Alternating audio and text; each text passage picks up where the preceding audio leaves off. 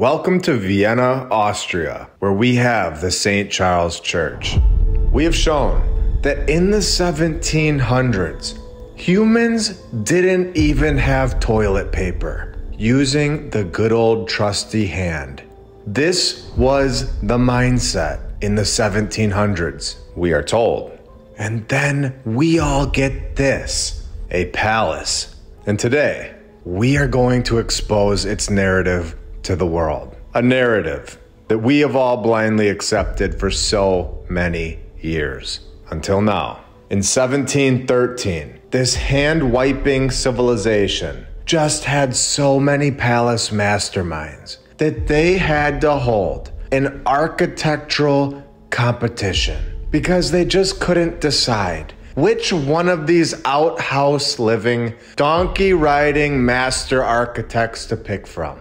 There were just so many of them that they needed to hold a competition, if you can believe it. They find their winner in 1716. The wagons would get the stone and the marble right to the site. Not only this, but in 1713, Vienna, Austria only had a population of about 100 to 150,000 people.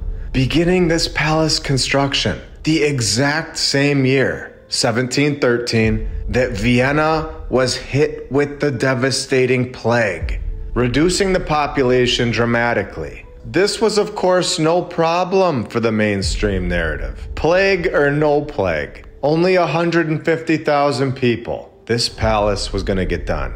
Oh, and remember, half of the 150,000 people, they're children. So they're not building anything. Vienna, Austria, they were determined to hold a palace building competition. And the palace would be here forever. The fact that these stories worldwide were never questioned until now is extremely alarming. 75,000 adults at the time. We're realistically looking at around 30,000 individuals that would be eligible for this supposed mastermind competition, considering all factors. Age, and the rest. Living in sheds, no power tools, no light bulbs, and working by moonlight. Was everybody just born with palace architecture skills? No. And they couldn't just build themselves a bathroom. It's not adding up. Do you know a single person today that holds the knowledge to construct this? I don't know anybody that can construct this today. In 2024, I've personally talked to so many architects at this point. Not one time do they agree with the mainstream narrative. So Johann wins. We are told in the middle of a plague, 1716, they get started. And 7 years later, he dies. And his son, his son completes the construction. Of course he does. Joseph Emanuel Fischer von Erlach, the son, pinned to the completion of this palace. He was born in 1693, we are told, meaning that he was only 23 years old when the project started. Again, nothing against the people that have never trained and have no actual experience and no education. But in order to build a palace, I think that you would probably need to have taken a class or two. You would think. Let me know what you think about that. Developing his skills in his father's shed. At 18 years old, in 1711, he was working on 4 different buildings. So, let's take a look at these buildings. This is the first one, we are told. The Lobkowitz Palace. The Palais Trotzen. I think that the funniest thing would be is to see what these 2 master builders were going home and living in. I wish we had a photo of their house because I know they weren't living in a palace. I'm sure these 2 were riding home on Seabiscuit, waiting to get to their shed. They're also pinned to this court and this palace as well. For anybody new here, these characters that are pinned to these palaces, these stories are just that. We have proven this, in my opinion, through 94 episodes. There was a very powerful, extremely advanced civilization here, where we are today. And they were all over the world. They held all of the technology that we have now, and so much more. And their structures, their palaces, they sit here looking at us every day. And most of us never questioned it. Until now. A small population with zero training, no power tools, we are told. A guy and his son, during a plague, knocking out palace after palace, and then riding home on their horse to their shed, freezing in winters. While everybody is dying from the plague, nobody would be focused on building this building. They would be focused on living. This is the narrative that we were all believing. And take a look at this detail, all the way up this thing. Could you even imagine seeing a mistake? I think I'd lose my mind. The chisels of the 1700s were as good as lasers. They were practicing their chiseling skills as a baby. But sir, I have no idea how to chisel all of this stuff. I have no training. If you don't get this done, I'm taking away your moss wiping privileges. You better knock it off. Oh, and did I show you the inside? See anything suspicious? Anything that would give it all away? Any symbols? Let me know. Can we just take a look at this for a second? This is insane. Who else wishes that the basic box style would just go out of style already? Who else wants their town to get a few of these done? We are evolving and advancing, of course, right? We're not? No, we're not. If an 18-year-old could do this in 1700 with no power tools during a plague, we should be able to do it today. You think a college student today could get this done with training and with power tools? I'd love to see one try. If you've seen episodes 72, 78, and 92, you will know how important symbolism is. You will also know what is really beneath these structures. You will know that when you see a skull right here in the middle of these two guys, we can only guess as to what is beneath our feet when we walk in there. With more angels, it's just art, of course, and more angels depicted on the ceiling. Again, it's just art, and it's all over this place, all over the walls. Marble angels, organs that have angels on top of it. In my opinion, I don't believe that it's a coincidence that angels are depicted on these palaces all over the world, in every single country. I believe that it's possible that they were here and guided the people of the time, depicting what they knew about the world. I don't believe that this place that we all live is the place that we're all led to believe. After everything that we've seen and know to this point, suggesting this is very basic. It's not a reach at all. If it weren't embedded into the walls, the statues, the paintings, and then confirmed in narratives from local legends that are being suppressed, like we have seen in Lalibela. If this wasn't the case, then I wouldn't suggest it, but it is. And on top of it, the narratives that we are given are ridiculous and aren't logical at all. The structures are insane. They don't look like something a civilization of nobody, going through a plague, riding around on horses and wagons with dirt roads and having no power tools would build. And a very interesting note here is that this palace with the skull in the room is located in the dead center of Austria, the dead center. What have we learned about the dead center? Are you ready to go deeper? Welcome to episode 95 of My Lunch Break. I hope you're all having a great day, and if you're new, welcome.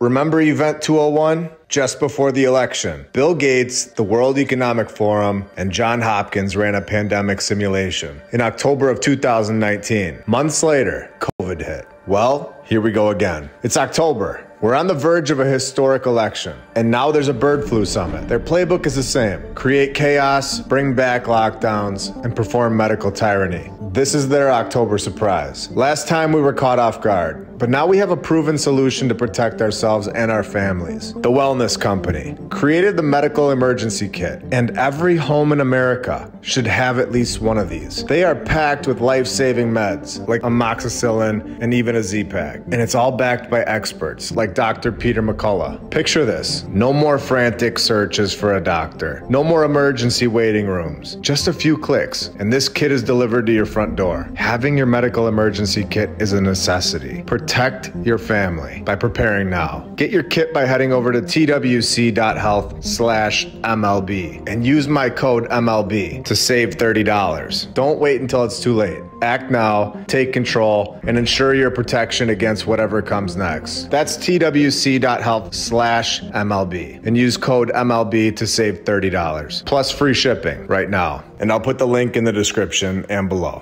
And I want to thank all of our sponsors over on Patreon. Thank you to FlatEarthDave.com. You can check out his app, the Flat Earth, Sun, Moon, and Zodiac app. I'll put the link right in the description. And you can use my referral code, MLB. If you click the Tartaria button, you'll see the My Lunch Break playlist right here. The app is awesome.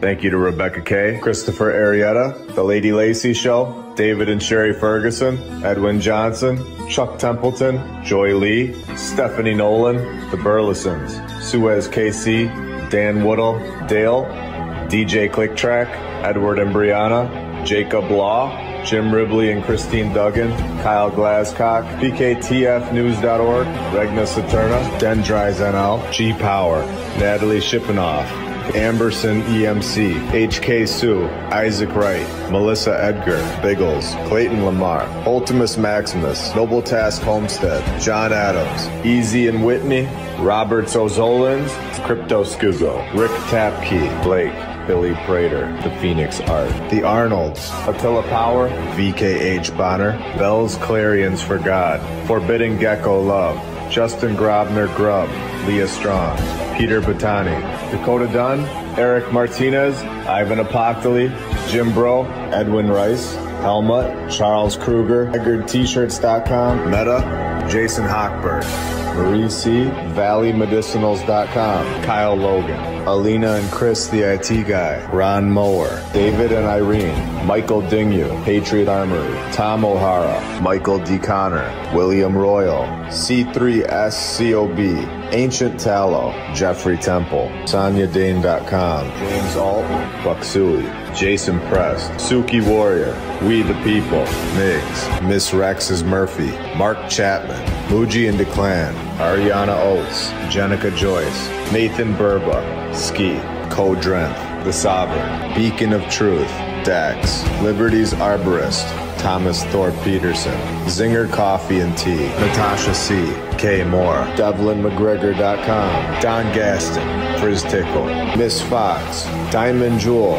David Rauschenbach, Emily Maryland, Felipe, Curious Cat, Mike D, etc., Dan McGee, Lori Hedvig Johnson, Terry, Paraplegic Coffee, Papa One, The Almers, Avatars of Gaia, Secrets Beyond Earth, Ellie Annie, Ivan Apoctoli, Seth Craigo, D Woods, Jesse De Leon, Glenn Gunderson, Lisa Boutwell, Mousie's Mouse Cheese Records, James Vincent, Robert's Brain is Gone, Extreme Reality Check, Anna and Marley Valdez, Shane Dennis, Vince Moreno, Shiba Shaba in the Darkness. You guys are all awesome and helping this channel out a lot. We have shown the St. Stephen's Basilica in Vienna, Austria, which is only located 0.68 miles away from the St. Charles Church. And we know that these buildings are connected underground. We know that the St. Stephen's Basilica had become the resting place for thousands of people, telling us that a common practice was to remove the internal organs, the heart, and then bury the individual separately. Can we go back to this picture for a second? Can you tell me what this individual is holding in his hand? Is that a heart? Let me know. These symbols are right in front of us. We all just didn't understand what we were looking at before this research. Just adding in a note here, that this individual is wearing gloves. This was a messy project. Again, rows of stacked bones under churches in Vienna, Austria, with guided tours. Get your tickets today. Unbelievable. I believe this is the previous civilization, 100%. I believe it is the group that was here, and they are now underneath our feet. It's very strange. Now check out this place. It definitely gives Budapest and Edinburgh a run for their money. The whole place looks like you're in the old world. I can't even imagine going there and seeing this. Let's check one of these palaces out. Let's do Disney World in Austria. Look at this picture. This is insane. Look at the horses and wagons, the dirt roads, and a palace towering over them. This structure is the city hall. Look at the size of the people. Austria, I think you did it. You might be the most incredible city that I've ever seen to this point. Look at the statues in the front of this place with a clock tower. 30 arches down here at the bottom. And we all know that these buildings are all connected underground. With another design competition being held in the 1860s, we are told. This time, Frederick was the winner. Repeating names yet again. We're told that this was done in just 11 years, when we all know that the Kleksinski building in Chicago, this box, took 14 years with all of us here to see it, with power tools from 1960 to 1974. And the architect had some training. Just for a little perspective, this photo is from 1885, we are told, showing the transportation that was available at the time. This donkey riding community is responsible for constructing palaces. Are you sure? Me either. Again, giving us the camera back a little too quick, in my opinion. Constructed from 1872 to 1883, with the City Hall painted around 1860, predating the narrative's construction years by 12 years. This narrative is all over the place. Constructed from 1872 to 1883, we were told. Vienna, Austria, 1855. Now predating the construction date by 17 years. Multiple sources, multiple depictions of this palace being here before its supposed construction date, with a separate source stating that it was built from 1872 to 1883.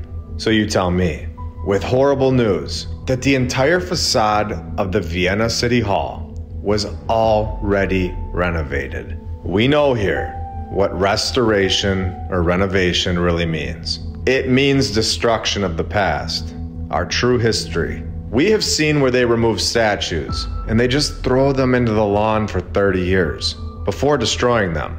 An 11-stage project that began in September 2012. Here were the 11 phases of the destruction. This structure, this palace, it did not need our help. And we all know this here. Now check this out. More confirmation. The City Hall has the following structure from the top to the bottom. The main tower, attic, second floor, first floor, half floor, ground floor, first basement, and a second basement. A sub-basement is exactly what we are reading here. It's unbelievable. Confirmation that there is activity under the structure, tunnels, connecting the buildings yet again. And remember, it says second basement, but we know that there are more. The first basement was opened on February 12th, 1899. Opened in 1899? What? It was closed before this. The artistic design in the basement. What are we reading? The first basement contains numerous rooms, including 2 different halls, with destruction work in 1925, 1952, and 2005, where murals in the basement were changed. Incredible. So you can actually go in here today. And remember, they're not gonna tell you anything about that second basement. They have a restaurant in the first basement now, which, remember, was supposedly constructed from 1872 to 1883. This is what we were told, 11 years. Yet the renovation project was completed, taking over 10 years just to clean the place up.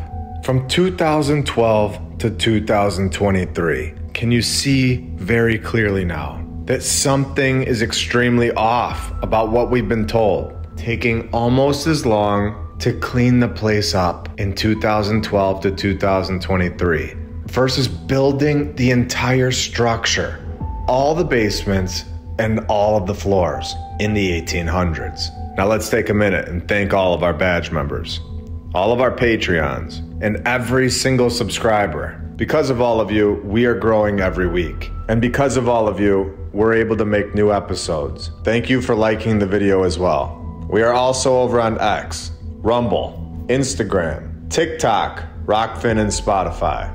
A structure that spreads over an area of 210,890 square feet, arranged around 7 inner courtyards, a total space of about 1,220,000 square feet, is spread over 3 floors and 2 basements, maybe more, holding 2,987 rooms. Also has a central tower with a height of 322 feet. What an incredible place. And right next door, they're destroying this church and putting a sign out in front, so you can't even see what they're up to. Nice. If you're in the area, I suggest taking a look around now before they continue to restore the whole place into boxes.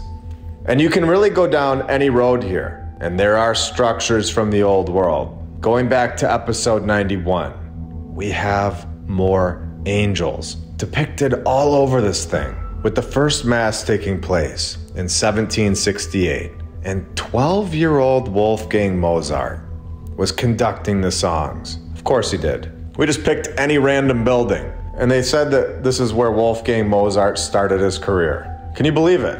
Then we have the Vienna State Opera. Again, Donkeys Inc. is hard at work. Something that blows my mind, just looking at these pictures, is seeing the donkeys and the wooden wheels with the wagon, and then thinking, what if it rained one day? The dirt roads would be a mess. The wooden wheels on the wagon would never hold all that stone. This would take years to get the stone to the site, and especially in winters, with snow covering the whole place. You're never gonna get a good day to ship the stone. So when we get, it takes 10 years to restore the place, and only 11 to build the whole thing. There are major flaws that we all need to be aware of, logistics that don't make sense. And this is why I keep saying that I think they gave us the camera back too quick. With more angels depicted up here to the right, inside the building, and painted on the ceiling in this room, and also painted on the ceiling in this room. So it's not just the outside that's incredible. The inside took so much detail, and a group of people, a civilization, that fully understood how to get this done.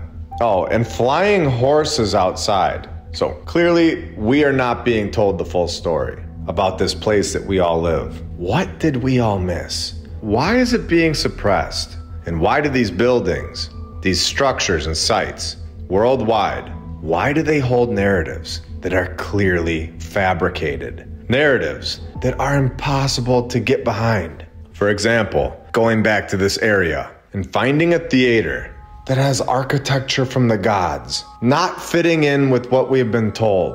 Again, angels depicted all over it. All of this done with a chisel? Are you sure? Built in 1540, we are told, after the old one fell victim to a fire in 1525. I'm gonna ask, has the mainstream narrative repeated itself too many times to be trusted? I personally believe so. I believe we are finding and exposing its flaws, its keys, multiple times within the same narrative, largely destroyed in a bombing raid by the United States Air Force. And 1 month later, on April 12th, 1945, it was further damaged by a fire of unknown origins. I hope you all have a great rest of your day. I'll be back very soon with much more. See ya.